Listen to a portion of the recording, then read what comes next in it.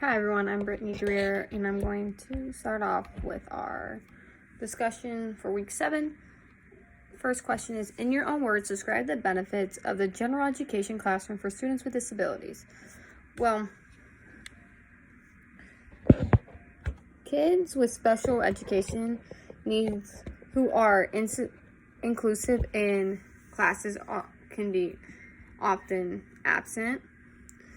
They will develop stronger skills in like reading and math, which as they get older, they will learn to develop their reading and math skills, which that could help them in their future with like having jobs or furthering their education in high school.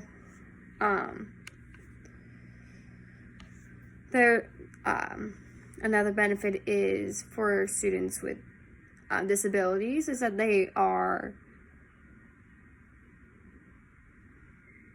learning friendship skills, peer models, problem-solving skills, positive self-image, and respect for others. Because there's more than just like academic learning in a classroom. There's learning to have respect for others, problem-solving skills. There's just so much that it's like tied in with a general education classroom that they could not be getting in another in the special education classroom just because of different types of students or not enough students, and just they're getting more one-on-one instead of like interacting with other kids. What might be some challenges? Well, you always are going to have that mean kid that doesn't understand, likes to pick on them, of course. That would be one challenge to be facing. Another challenge would be them not fully understanding and haven't fully learned the basics of friendship or how to respect others, listen to others, and problem solving. They're most likely going to jump to the ball and be upset about something. How can I manage those challenges in your classroom? Well, if I notice that it's more than just one kid struggling with, if I have a kid that has a disability and they're struggling and a lot of other friends are getting frustrated, that's when it comes to timeout in the classroom. We all sit there at our desk and we take 5 big deep breaths, talk about what happened, and then we figure out how to problem solve together. That's one way I could handle that. Another way is performing skits. There's just so much that I could do to manage these challenges. Not all of these challenges are always going to be managed just because every day is a new day. Every day is a new challenge. What happened the day before is not going to happen tomorrow. If it does happen the next day, it's a different evolution of what happened. How can teachers best support students with a range of ability levels in the classroom? Well, I don't want to say like split them up by section, because then you're obviously like putting together the kids that are really good at math, are really good at reading, are really good at writing, and the ones that are struggling off on their own, not getting to work with other peers other than that same group. I think it's a great idea to set, if we don't have the volunteers, have one volunteer or one teacher or one para or one assistant or one teacher's aide sit at each group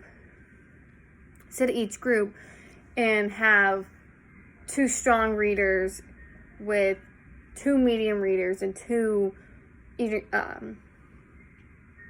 not the best readers. All that group could help mold together to help benefit that.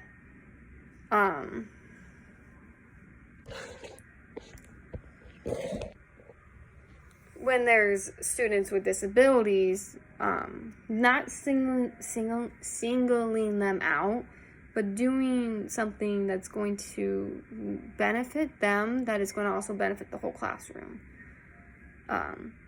with the ability of levels. What are some strategies you can use to support ELL students and students with learning, emotional, and technical disabilities in general education rooms? I think it's very important to remind students that not all of us know everything. The teacher does not know everything. We're all going to learn together, and we're all going to learn how to properly make through this lesson, what we're learning, what can we do. We're going to come up with our own strategies that's going to best work for our classroom.